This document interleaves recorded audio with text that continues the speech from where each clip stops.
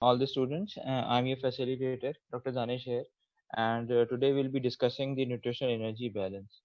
Now, to start with nutrition energy balance, it may sound difficult that some kind of balance is there or some kind of equation is there, but it's basically a very simple concept that is the energy in and the energy out, and the balance between the energy in and energy out, that is the consumption of the energy and the energy expenditure. So and this in this discussion we'll be discussing that how can we balance this nutritional energy, what are the sources of the nutritional energy, how they can be expended, what are the components of total daily energy expenditure, and what are different diseases which are related with the abnormalities of the nutrition energy balance. Now, this discussion will help you in your future life, and you will be conducting the OPTs, emergency rooms, when you will be seeing your patients with obesity, with diabetes mellitus, nutritional deficiencies, various different nutritional deficiencies, or when you will be doing your pediatric ward, you will be seeing cases of marasmus and kwashiorkor, it is the protein energy malnutrition. So at the back of the mind, you will be there will be the nutrition energy balance that will help you in understand the basic biomolecular mechanism between all these abnormalities. Now, to start with, some learning objectives. The learning objectives will be able to define the nutrition energy balance, what is actually it means and what it actually constitutes of. Then we're going to explain the relation of nutrition and the energy, discuss the requirements, sources and expenditures of the energy, explain the energy balance in a human body, and discuss the role of energy balance in clinical disorders. Just I have told you before that the some clinical disorders such as obesity or protein energy malnutrition like marasmus and kwashiorkor are related with the nutrition energy balance. Okay, now to start with a very simple concept, that is the energy balance equation. The energy balance equation, as you can see here, we have two sides: the energy uh, in, the calories in, and the calories out. The calories in is basically the energy consumption, that how much the energy is consumed, whereas on your right side we have the total daily energy expenditure, and we have different components of all these. If you see in detail, on your left side, the energy consumption, it's a very simple um, part in which we have to deal only with some macromolecules, and the macromolecules contribute um, um, um, already known calories per gram. For example, we have macromolecules like proteins, fats, and carbohydrates. For example, carbohydrate contributes approximately 4 calories per gram. Similarly, protein also contributes 4 calories, and then the fat, basically it contributes 9 calories per gram. So this part of the energy balance is as compared to the total daily expenditure is really simple. On the right side, if you see the total daily expenditure, it has different components. That is the thermic effect of food, which contributes 10% of the total daily expenditure. Then we have physical activity, which again contributes 20 to 30%, and then the resting metabolic rate, which is approximately 60 to 70%. Now, this is a tricky side in which it's really difficult to understand the components and how it actually contributes in balancing the energy equation. Now, keeping in mind this energy balance equation, if some person wants to lose weight, he must be in a negative energy balance. That is, the consumption of calories should be less than the the amount of calories which are actually expended daily. So the total daily energy expenditure should be more than the consumption of the calories. On the other hand, if someone wants to gain weight, he must be in a positive energy balance. That is the consumption of energy, that is the macromolecules like proteins, fats, and carbohydrates. So he must be taking more calories as compared to the total daily total daily energy expenditure.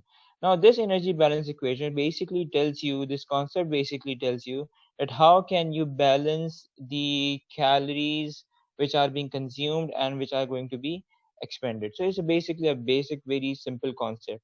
Now, if we see the proportions or the percentage of people getting obesity or obesity related disorders, for example, if we take an example of US, approximately 61% of the population 61% of the population is overweight, and approximately 26% of the total population is obese, and there are high incidence of cardiovascular disorders, high incidence of diabetes mellitus because of this obesity and overweight trend. Now, so there is an increasing incidence of obesity, increasing incidence of overweight, not only in US but also in Asian countries as well. So health professionals, doctors, they are implementing the weight reduction plans, weight maintenance programs, but unfortunately, they miss a very simple concept of energy balance equation. That is, and not only energy balance equation, they miss the basic concept of energy balance equation, but also the the the tricky part of the total daily expenditure, that is the thermic effect of food, the physical activity, and the resting metabolic rate. Now, thermic effect of food, thermic effect of feeding, or diet induced thermogenesis is the same thing. So the diet induced thermogenesis is basically the thermogenesis which is being produced by after the intake of food. Now, this is basically because of the ATP generation which is being required for the digestion, absorption, and assimilation of the nutrients. So approximately it constitutes approximately 10% of the total daily expenditure. Then comes the physical activity. So the energy expenditure it depends on the physical activity of an individual and the resting metabolic rate. The resting metabolic rate heavily depends on the body mass, that is the body weight, and not only depends on the body weight but also the genetics plays an important role in the resting metabolic rate. You must have seen people who really tries to lose weight, but unfortunately they will not be able because of this slow metabolic rate. um, and then we have examples on the other side as well, that people they try to gain weight but they are unable to gain weight. So because of this proportion, which is the major proportion of the total daily energy expenditure, that is approximately 60 to 70% of the total daily energy expenditure constitutes by the resting metabolic rate, which is being defined by the body weight, the body composition, the genetics plays an important role. And So this is basically what you need to remember, that in energy balance equation, the right side of the balance, that is the total daily expenditure, plays an important role in maintaining the energy balance. Now, we have discussed that positive energy balance, if someone is basically wants to the gain weight, the consumption of energy, that is the macromolecules, that is proteins, fats, and carbohydrate, the calories must be higher than the total daily expenditure. So in this case, it will look like this, that the balance will be more tilted towards the consumption of the energies. If we compare with the negative energy balance, if someone wants to lose weight, uh, his total daily expenditure will be higher than his calories consumed, and this way he can lose his weight. Now, not only this, the person wants to lose or gain weight, but also some clinical conditions are there. For example, obesity. In obesity condition, we have a positive energy balance, whereas in protein energy malnutrition like marasmus and Kawashiorkor, we have negative energy balance. Now, the neutral energy balance, the calories intake is equal to the calories expended, and the weight is maintained. So, if someone wants to maintain his weight, the calories intake must be equal to the calories expended, and his weight is maintained. Whereas the positive energy balance, the calories intake is greater than the calories expended, weight is gained, and fat stores are increased, and it can lead to obesity. 1 pound of fat contains approximately 3,500 calories. So if someone wants to really gain weight, he must take high calorie food. His macromolecule, his increases macromolecule intake uh, as compared to the total his total daily energy expenditure, and in this way the energy balance is going to be positive. The negative energy balance, the calories intake is less than the calories expended. In certain conditions, the energy balance is towards negative, that is in weight loss and protein energy malnutrition conditions like marasmus and Kwashiorkor. So in these conditions, the energy balance is towards negative. Now, some important facts related with the values of energy. Energy is measured in calories. It is the amount of heat. Calories basically it is the amount of heat energy required to raise the temperature of 1 gram of water, 1 degree centigrade from 14 degrees centigrade to 15 degrees centigrade. So it is basically the amount of heat energy which is required to raise the temperature of 1 gram of water 1 degree from 14 to 15 degrees centigrade. It is defined as calorie. Kilocalorie is the amount of heat required to raise the temperature of 1000 grams of water, 1 degree centigrade, and the kilocalories and the nutritional calorie is equal to the 1000 calories. So, in this way, the calories is basically the amount of heat energy, and the kilocalorie and the nutritional calorie is equal. Basically, the nutritional calories is basically is the 1000 calories if we compare with the amount of energy which is required to raise the temperature. So we have calories or kilocalories. We can say it's a nutritional calorie, or we can write in a form of a kilocalorie as well. So it's understood that the nutritional calories is equal to 1000 calories which are required to raise the temperature of 1 gram of water. The balanced human diet. The balanced human diet includes different macromolecules and micronutrients. The macromolecules, there are three macromolecules. We have proteins, carbohydrates, and fats, and they all are required in a balanced human diet. We cannot skip any one of them.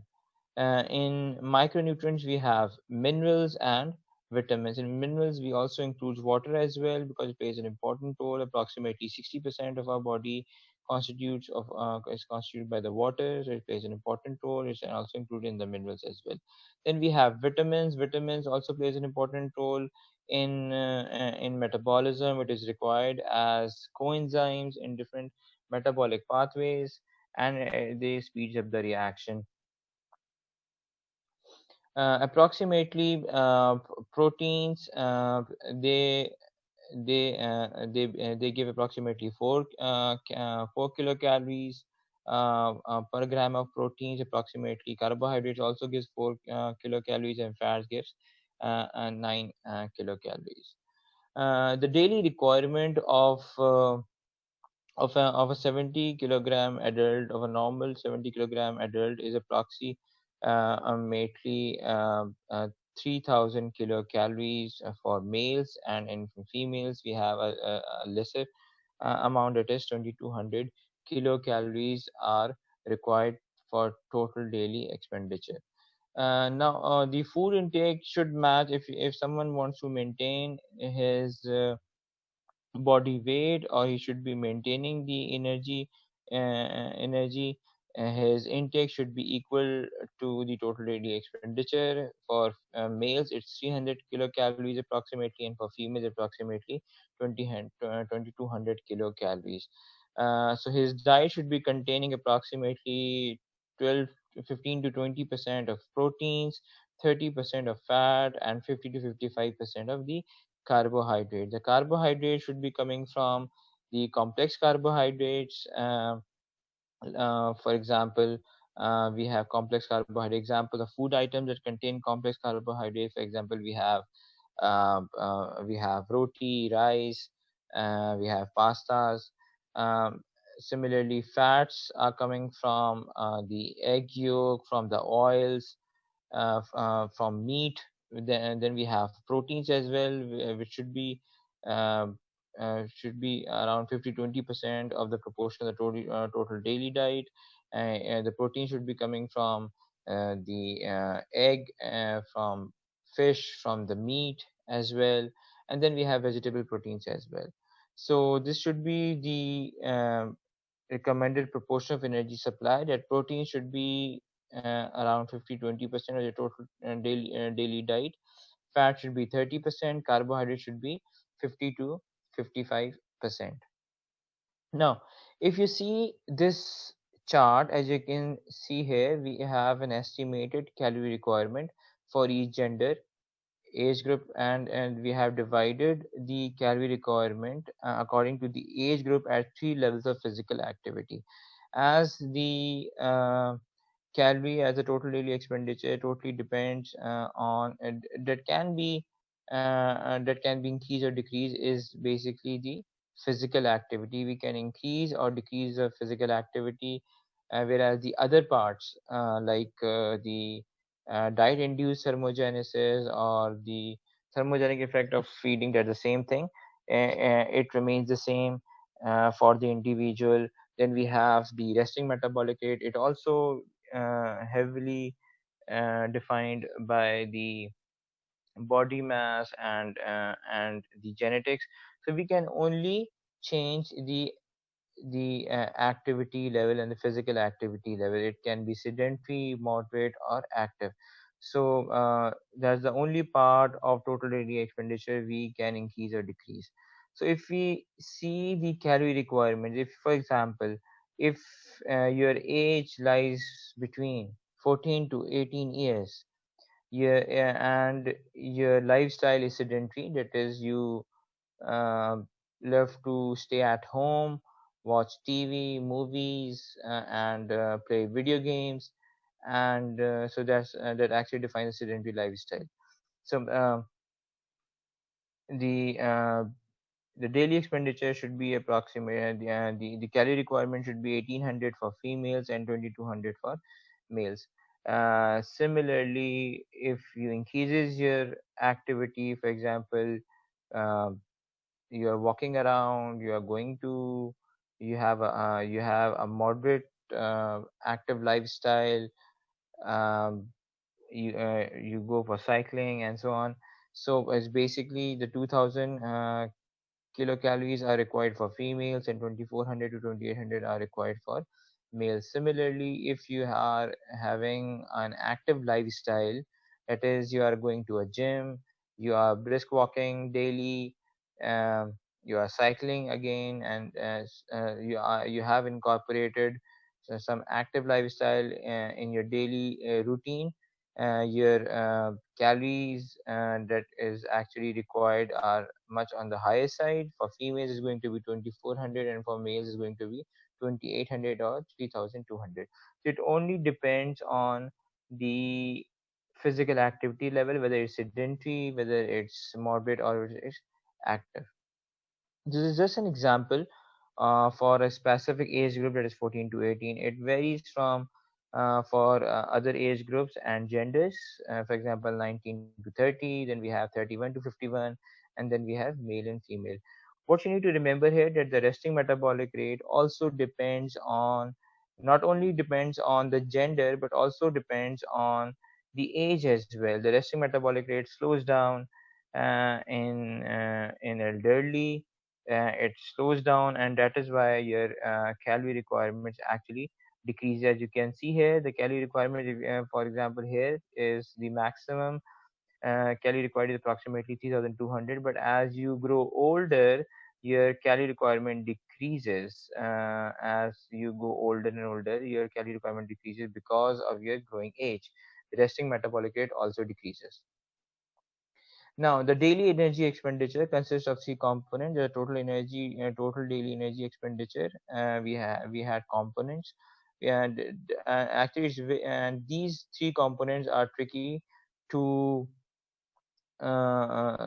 is really tricky to help in maintaining the energy balance. That is the basal metabolic rate, that is the resting metabolic rate, the diet induced thermogenesis, that is the thermogenesis which is being induced by feeding, and the energy cost of physical activity. These are the three major components of the total daily energy expenditure. Now, 10% are coming from the diet-induced thermogenesis, 20 to 30% are coming from the physical activity, whereas the largest proportion of total daily expenditures comes from the basal metabolic rate. Now, as you can see here, the largest proportion is coming from the basal metabolic rate. There are certain conditions in which you can increase the basal metabolic rate. For example, the the active lifestyle can increase the basal metabolic rate. Certain food items can increase the basal metabolic rate. Some abnormal conditions can increase the basal metabolic rate. For example, increased thyroid hormones can increase the basal metabolic rate, whereas low thyroid hormone, that is hypothyroidism, can decrease the basal metabolic rate, and they have the severe effect on the weight of an individual. Now, the thermic effect of food, that is the smallest proportion of the total daily expenditure. The energy is basically the thermic effect of food or diet induced thermogenesis is the energy required to digest, absorb, transport, and assimilate food nutrients. Is different for each nutrient based on the amount of ATP required for the initial steps of the metabolism and storage. So we require for digestion, absorption, for metabolism, we require ATP, and this ATP generation basically leads to the diet-induced thermogenesis. In healthy subjects with a mixed diet where intake equals expenditure, the diet-induced thermogenesis represents approximately 10% of the total amount of energy ingested over 24 hours. So this is the smallest proportion of total daily expenditure, that only 10% are coming from the diet-induced thermogenesis. Approximately the percentage of energy which is coming from different proportions, approximately fat contributes around 3%, uh, carbohydrates approximately 5 to 10%, and proteins, the highest diet induced thermogenesis coming from the proteins, approximately 20 to 30%.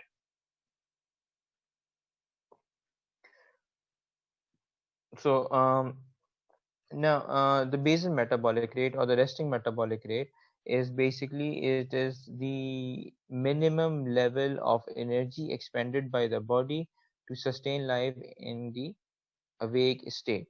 So the functional definition of the basal metabolic rate is the minimum, it is basically the minimum level of energy which is required by the body to sustain its life in the awake state. It is the largest use of energy. It is the largest proportion of the total daily expenditure. It maintains basic physiological functions, for example, heartbeat, muscle contraction, and respiration. It can be measured after a 12-hour fast while the subject is resting physically and mentally. Basal metabolic rate is slightly more than the metabolic rate during sleep due to the energy cost of the arousal. So basal metabolic rate is slightly more than the metabolic rate. So there are different concepts: the metabolic rate and the basal metabolic rate. Metabolic rate is the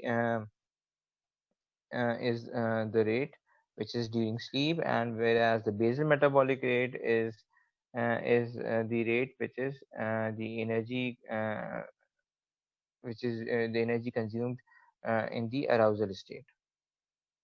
The basal metabolic rate or the resting metabolic rate are often changed into these terms are often used interchangeably. You don't have to confuse yourself. You may find different jargons like basal metabolic rate or resting metabolic rate. They are often used interchangeably in different conditions. Resting metabolic rate is the slightly higher energy expanded. It is approximately 3% due to less subject arousal and non-fasting conditions. In the average adult, resting metabolic rate is approximately 4.2 kilojoules per minute. So these are some of the facts related with the resting metabolic rate. Is approximately 4.2 kilojoules per minute that an individual will be consuming 4.2 kilojoules per minute. The muscles, approximately metabolic rate of muscle is about 10 to 15 kilocalories per kilogram per day.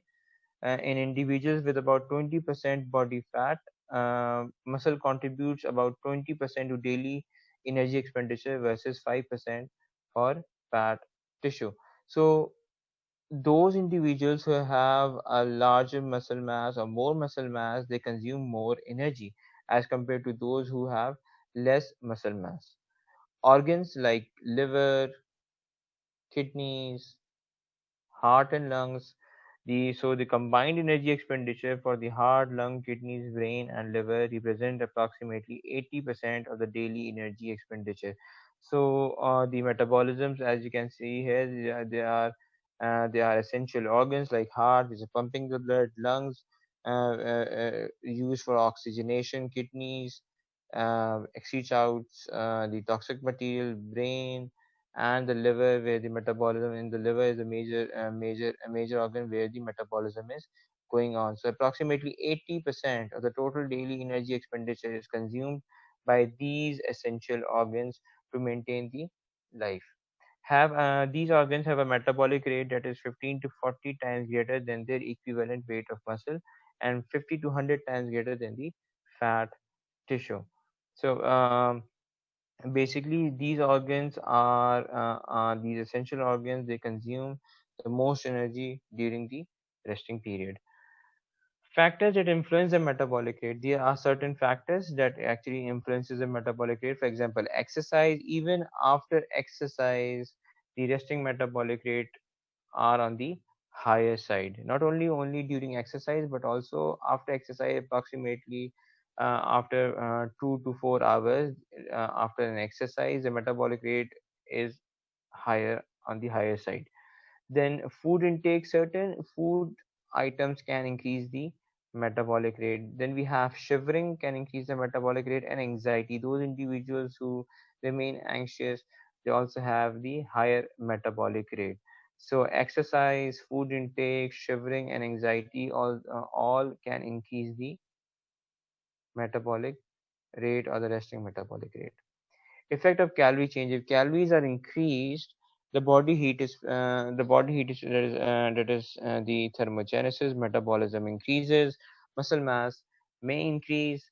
The calories intake can affect. If calories are increased, the body heat is also produced. That is, the body heat will also increase. That is, thermogenesis also increase if you increase the calorie intake. The metabolism also increases. At the same time, muscle mass may also increase. If you decrease the calorie intake or restrict the calories, the metabolism will decrease. The muscle mass may decrease. So these are some of the effects of the calorie change.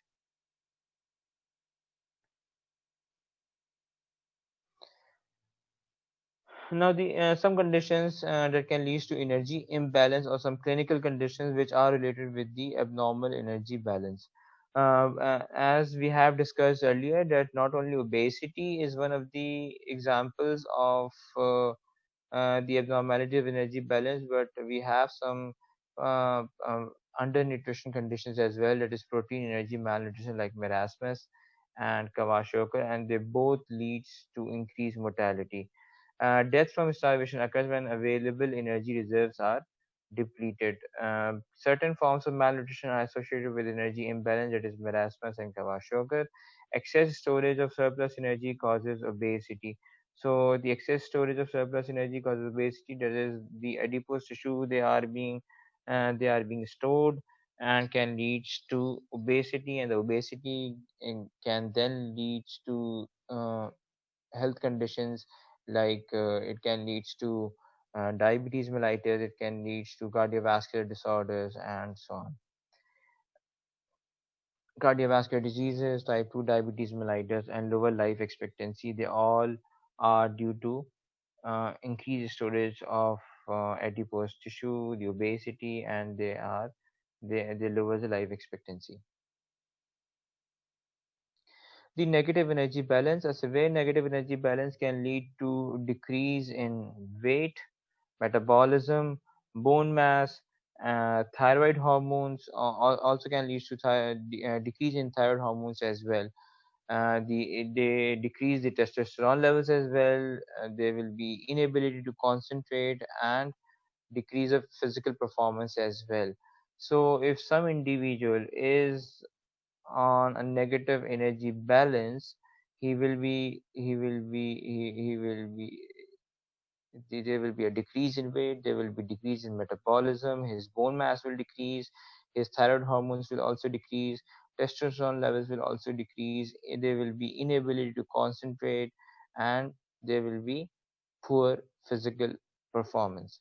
So these all are the signs and symptoms of negative energy balance, in which the calories intake is much lower than the total daily expenditure. Whereas on the other side, the positive energy balance, the overfeeding or sedentary lifestyle or under exercising results in the positive energy balance, and it can lead to weight gain, that is obesity, and the weight gain obesity can then lead to atherosclerosis, hypertension, diabetes mellitus, and various conditions.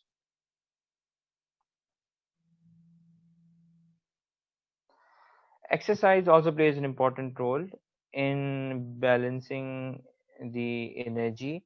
We have two types of exercises. It can be labeled as aerobic exercise and anaerobic exercises.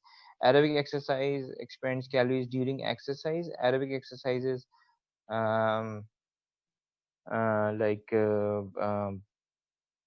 normal walk, no brisk walk, but only walk, moving around. Examples of aerobic exercises are specific examples of aerobic exercises. Basically, the weight training exercises are aerobic exercises. So weight training exercises are aerobic exercises, whereas anaerobic exercises, they are the examples of anaerobic exercises is short sprints, jogging, and CrossFit exercises. They are categorized as anaerobic exercises. They can increase metabolism for hours after exercise is finished, approximately 3 to 14 hours depending upon the intensity. So anaerobic exercises, for example, I have told you the examples. Anaerobic exercises like jogging, um, running, treadmills, on the treadmills, and then the CrossFit exercises, short-term intervals of intensive workouts. They all are grouped in the anaerobic exercises, and they can increase the metabolism for hours, approximately 30 to 14 hours, and they help in weight loss.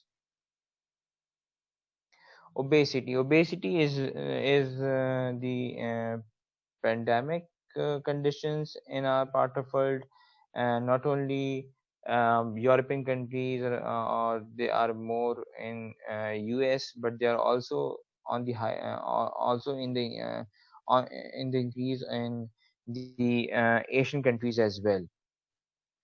Worldwide estimates approximately 500 million adults are obese, 1.5 billion are overweight or obese. As you can see here, the red ones are approximately 30% of the population is obese. So if you see on the map here, we have some uh, uh, we have USA, then we have some part of European countries in which we have high prevalence of obesity. Obesity is traditionally defined as excess accumulation of body energy in the form of fat or adipose tissue. It is a disease of positive energy balance. It arises as a result of dysregulation in the energy balance system. And it is a failure of the regulatory systems to make appropriate adjustments between intake and expenditure. So, yes, it is a positive energy balance. Obesity is a condition in which we have positive energy balance. It arises as a result of dysregulation in the energy balance system, and it is a failure of the regulatory systems to make appropriate adjustments between intake and the expenditure.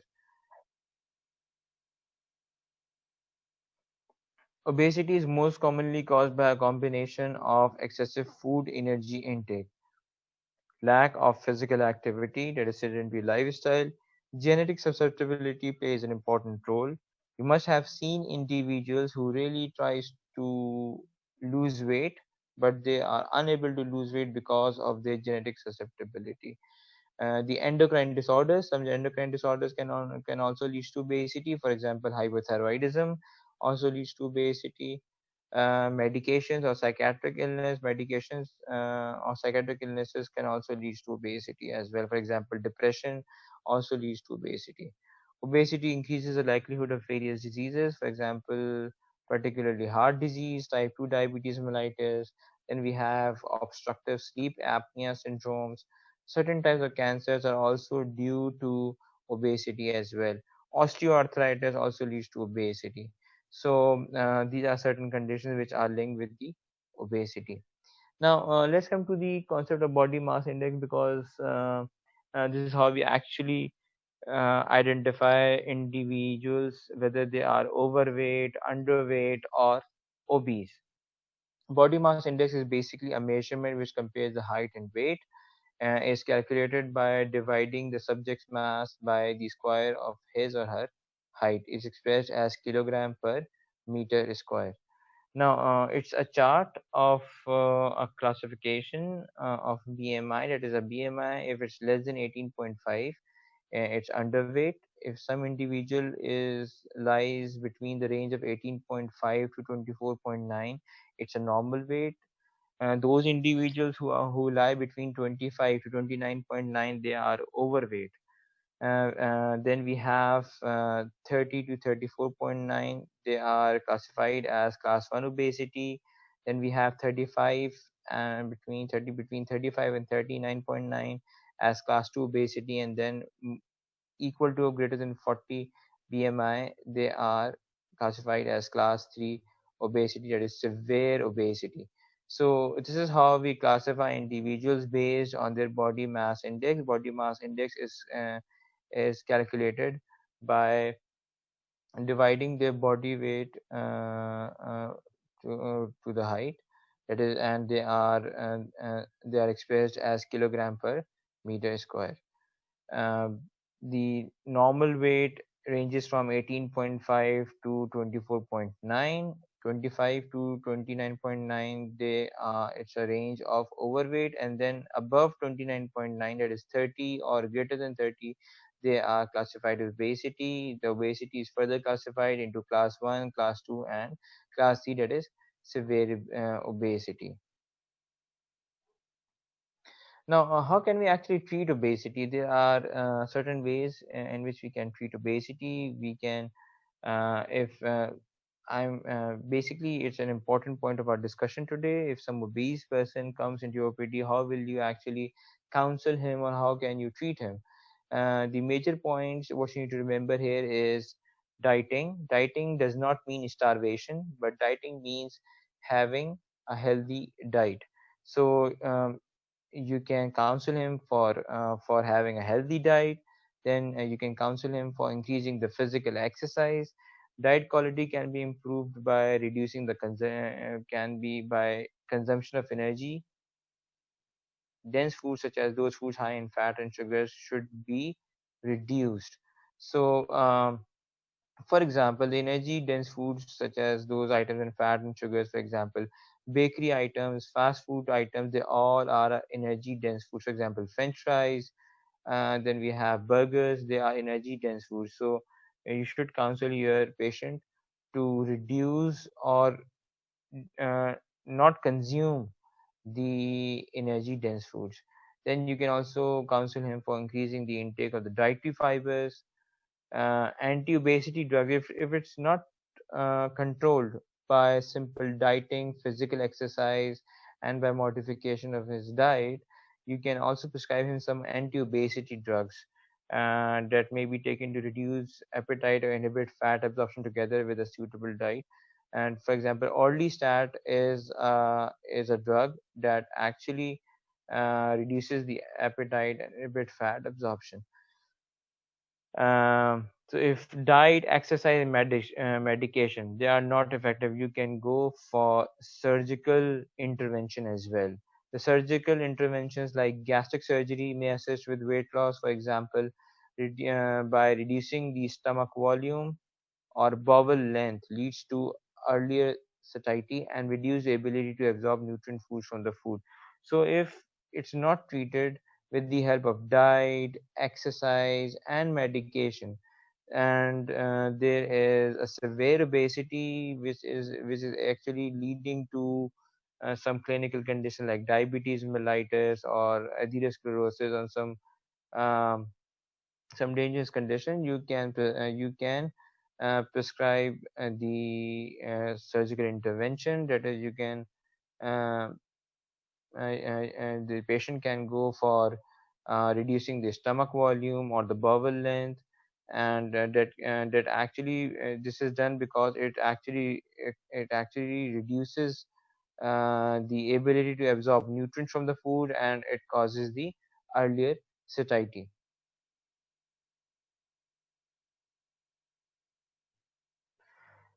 Now, on the other hand, we have discussed the obesity. On the other hand, we have some protein energy malnutrition conditions as well that we have earlier discussed, that is marasmus and kwashiorkor. In developing countries, an inadequate intake of proteins and or energy may be observed. That is, either protein or energy, inadequate levels of protein and energy, or both may be observed.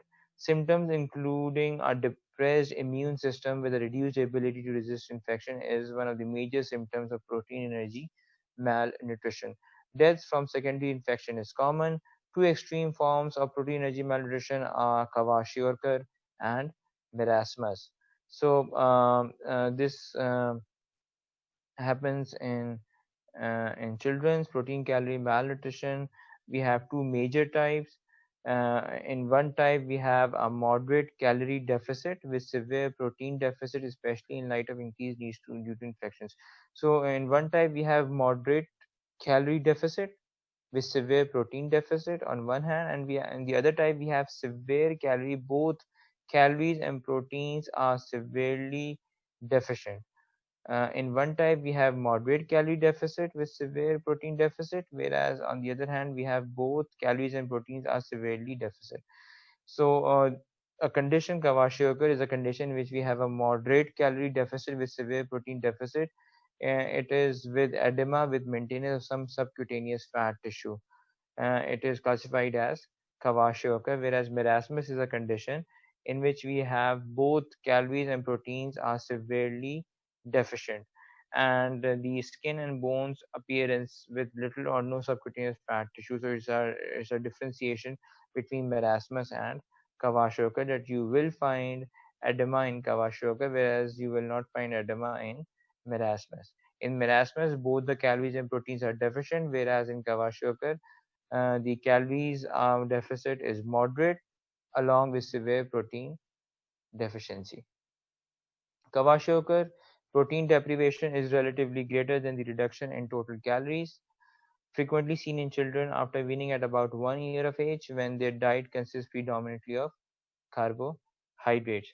So it's usually seen in children after the age of weaning, um, after the age of approximately 1 year, when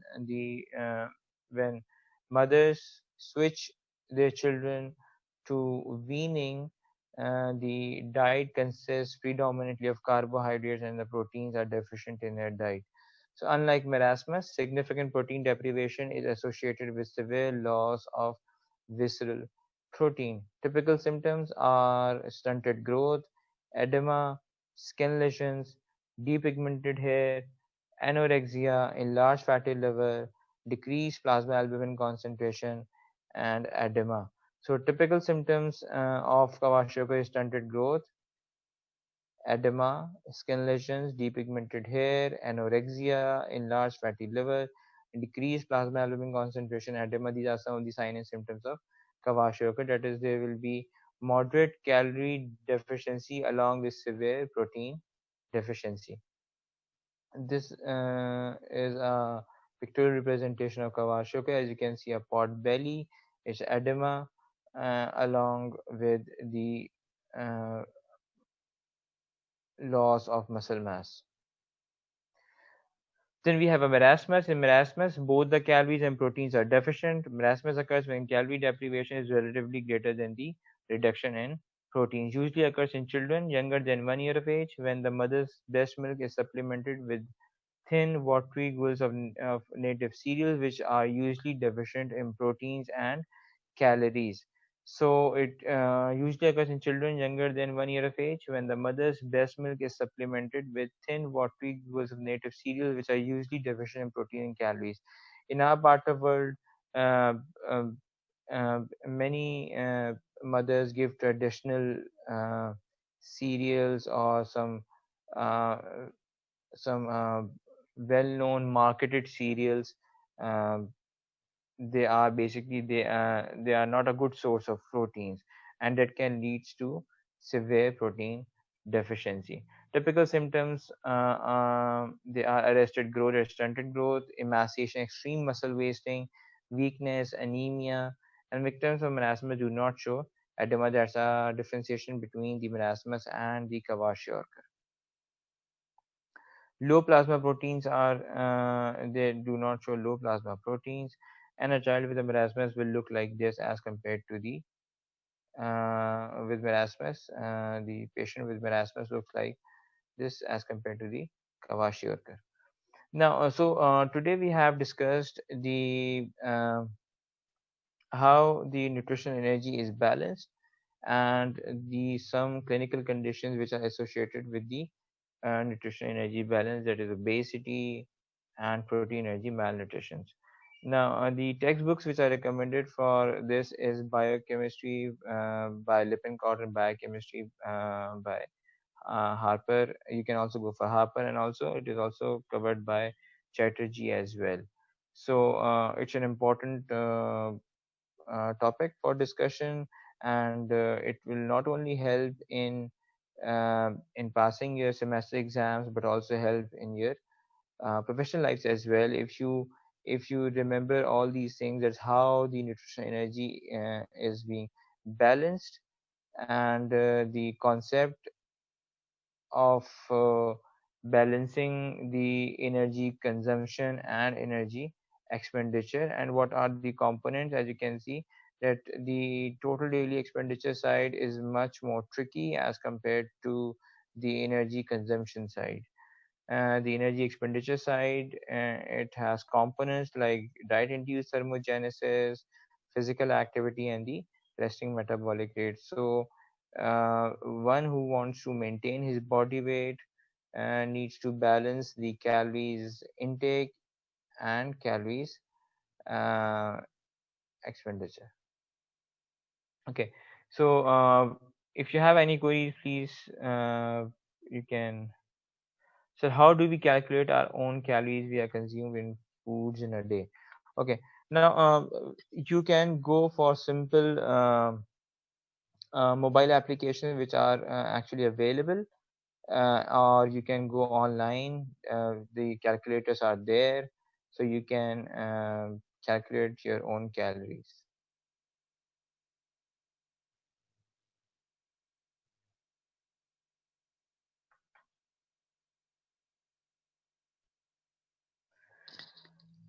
Ji, any queries?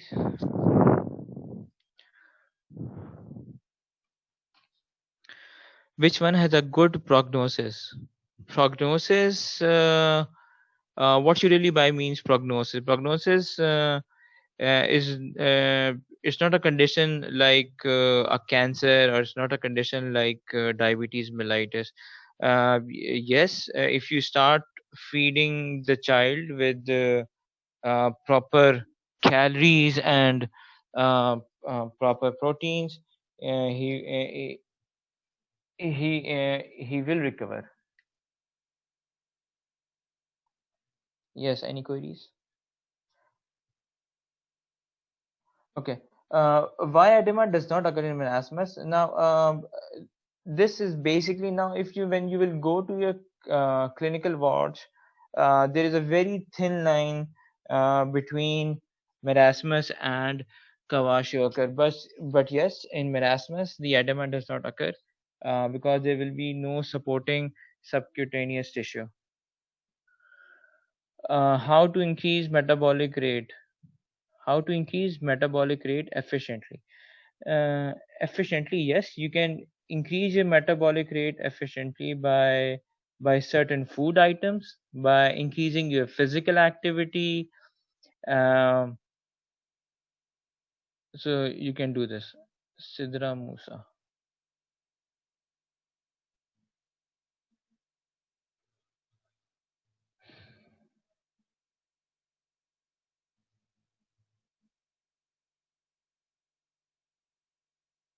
Ji, any queries, please?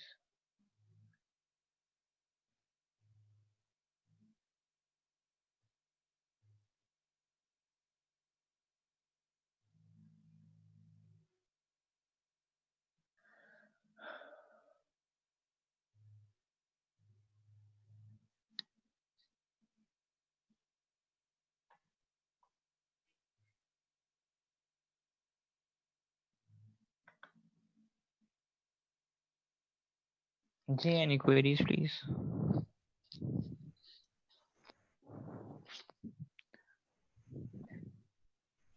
जी वैस, can you hear me? जी sir जी। जी वैस, क्या time हो रहा है? सर 9:53। 9:53। हाँ सर, क्वेश्चन आंसर करेंगे आप चैटिंग पे? हाँ यार, वो चैटिंग तो कर रहा हूँ मैं। कुछ लोग हाँ पूछे थे, कम लोगों ने पूछा है यार। मेरी असल में लाइट चली गई है। ठीक है सर फिर। तो मैं काफी गर्मी में बैठा हूँ।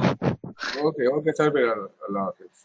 नहीं नहीं, रुको रुको, पहले पहले देख लें क्या पूछते हैं ये बच्चे। ठीक है सर, अभी ठीक। देख लेते हैं, 5 मिनट और देख लेते हैं।